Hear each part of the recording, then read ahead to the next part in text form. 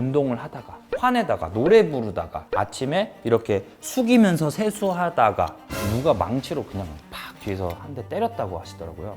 물론 때린 사람은 아무도 없죠. 뇌가 졸지에 중단됐다. 뇌졸중이고요. 뇌졸중에 걸리면 빠르게 치료해야 낫습니다 라고 얘기를 하는데 절반이 돌아가시고 20%만 독립생활이 가능하세요. 젊은 사람들에게서도 많이 발생하는 질환 중 하나예요. 오히려 건강에 대한 이 건강부심이 좀 있으세요. 안녕하세요. 저는 사랑의 병원 응급실에서 응급실장으로 일을 하고 있는 배준일이라고 합니다. 반갑습니다. 요즘에 뇌졸중으로 응급실에 오시는 분들 엄청 많던데 뇌졸중이 조금 쉽게 설명하면 어떤 걸까요? 뇌졸중은요, 뇌가 졸지에 중단됐다. 뇌졸중이고요. 뇌가 중단되려면 피가 안 가면 됩니다. 혈관이 막혀도 뇌졸중? 혈관이 터져도 뇌졸중인 거예요. 그래서 우리가 조금 어렵게 얘기하면 출혈성 뇌졸중이 있고 허혈성 뇌졸중이 있어요. 이렇게 두 가지로 좀 나눌 수 있어요. 흔히 이제 뇌졸중 걸리면은 골든타임이라고 하는 말을 써서 뇌졸중에 걸리면 빠르게 치료해야 낫습니다 라고 얘기를 하는데, 실제로 뇌졸중 환자를 이제 골든타임 내에 치료를 하고 그리고 골든타임 이후에도 치료를 한 사람들을 이렇게 모아보면은 일단은 내가 막혔던 뇌졸중, 허혈성 뇌졸중이 생겼다, 뇌경색이 생겼다, 20%는 결국엔 사망을 한다는 통계가 있고요. 20%는 결국엔 사망을 한다는 통계가 있고요. 살아있는 사람 중에 절반만 독립생활이 가능하다는 통계도 있습니다. 그렇기 때문에 굉장히 무서운 질병이고요. 근데 뇌출혈 같은 경우에는 터진 거잖아요. 뇌출혈은 절반이 돌아가시고 20%만 독립생활이 가능하세요.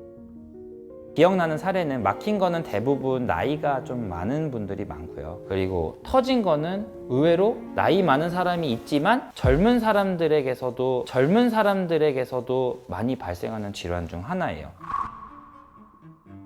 젊은 사람들 같은 경우에는 혈압이 굉장히 높아요. 사람들이 이제 혈압은 뭐 그냥 높으면은 나는 괜찮을 거야 라고 하고 오히려 건강에 대한 이 건강부심이 좀 있으세요. 이제 혈압이 뭐 180, 190, 200 이런 것에 계속 노출이 되면은 운동을 하다가 화내다가 노래 부르다가 아침에 이렇게 숙이면서 세수하다가 누가 망치로 그냥 팍 뒤에서 한 대 때렸다고 하시더라고요. 물론 때린 사람은 아무도 없죠. 그런 사람들은 우리한테 레드 플래그, 그러니까 붉은 깃발 사인이라고 하는데 엄청 위험 사인으로 받아들여요. 이런 상황 속에서 발생한 두통이면은 뇌 CT를 찍고 뇌출혈이 없어도 이 사람이 있을 거야 라고 생각해서 그 안에서 출혈을 찾기 위해서 척추에다가 바늘을 꽂아서 척수액을 뽑기도 해요. 그렇기 때문에 증상이 일단 굉장히 중요합니다. 머리 아픈 그 상황이 좀 흔치 않게 힘을 쓰는 상황이었다라고 하시면은 병원에 곧장 내원하셔야 됩니다.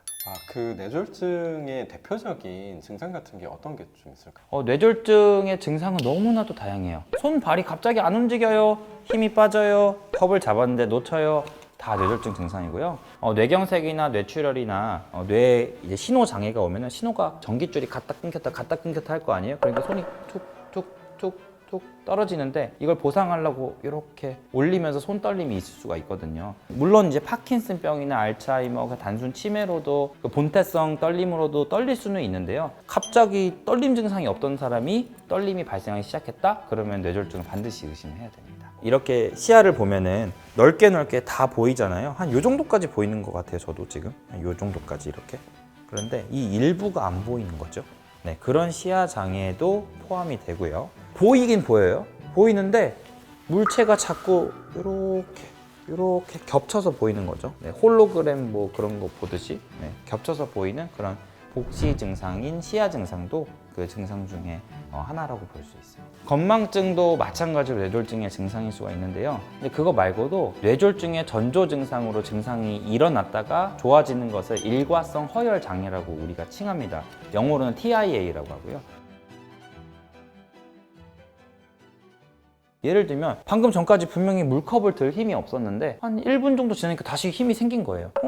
왜 그랬지? 하고 그냥 지나가요. 그러다가 몇 개월 뒤에 중풍을 진짜로 맞아버리는 거죠. 일과성 허혈 장애가 건망증처럼 올 수가 있어요. 단순한 건망증, 그러니까 내가 뭐 냉장고에 우유를 잠깐 놨었는데 우유 놓는 걸 깜빡했어요. 그런데 이분이 나이가 많아요. 예를 들어 70대, 80대. 그러면 치매나 다른 파킨슨이나 그런 다른 질병을 의심할 수 있는 나이잖아요. 신경과나 응급실에 방문하시면은 이게 급성 뇌병변인 뇌졸중인지 아닌지부터 먼저 검사하거든요. 그래서 그게 아니어야 그 다음에 파킨슨이나 알츠하이머 다른 질병을 의심을 하거든요. 건망증 빈도가 나이가 많다, 근데 자주 있다, 그런데 일상생활에 전혀 문제가 없다라고 하면 사실 뇌경색 가능성보다는 파킨슨이나 알츠하이머나 뭐 등등 가능성이 더 높고요. 만약에 건망증이 아예 없던 사람이 잠깐 그런 이벤트가 있었다, 그리고 나서 한동안 괜찮았다 라고 한다면 그것은 오히려 더 뇌졸중을 시사하는 건망증이라고 볼 수 있습니다. 대표적으로 응급실에서 행하는 테스트 중에 하나인데요. 손가락을 하나씩 해보라고 해요. 이거를 빨리 하면은 우리는 쉬워요. 이게 뇌경색에서 손에 문제인 사람들은 이걸 잘 할 수가 없어요. 손바닥을 위로 올리고 이렇게 버티는 거예요. 이렇게 한 10초 정도 버티는 건 문제가 없거든요. 그런데 이런 사람들이 살짝 힘을 빼면 이게 약간 돌아요. 이렇게 돌아요. 네. 이게 떨어지는 게 아니라 약간 돌아요.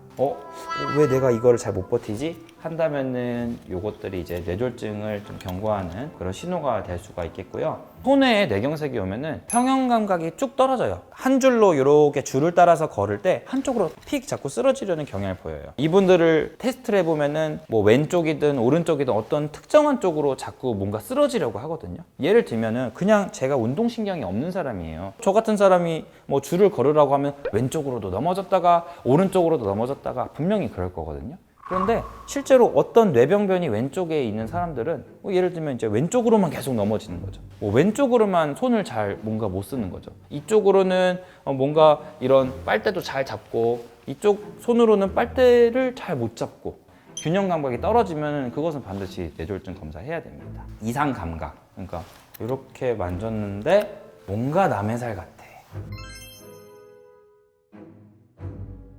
실제 사례인데요. 엄지손가락만 좀 남의 살 같다고 오신 분이 있어요. 엄지손가락만 남의 살 같다고 하니까 뭐 그냥 저기 손에 굳은 살 좀 베기셨나? 뭐 이렇게 생각을 한 사례가 있거든요. 단순히 굳은 살 베겼을 거니까 그냥 약 먹고 보세요 라고 보낼 수 있는 공간은 아니에요. 응급실이라는 곳은 골든타임 이내에 치료를 제공함으로써 이제 환자분들한테 예후를 좋게 만들어줘야 되니까 이 사람의 시간을 우리가 반드시 지켜줘야 된단 말이에요. 엄지손가락의 감각이 이상하다고 하니까 뇌경색 가능성이 조금이라도 있습니다. 검사를 해봅시다 라고 얘기를 했었고요. 당시에 이제 대뇌에 그 심장에 혈전이 날아가서 발생한 뇌경색 환자였고요. 부정맥도 있었죠. 범위는 작지만 그냥 넘어갈 수도 있는 그런 감각장애 또한 뇌경색 증상이 될 수가 있습니다.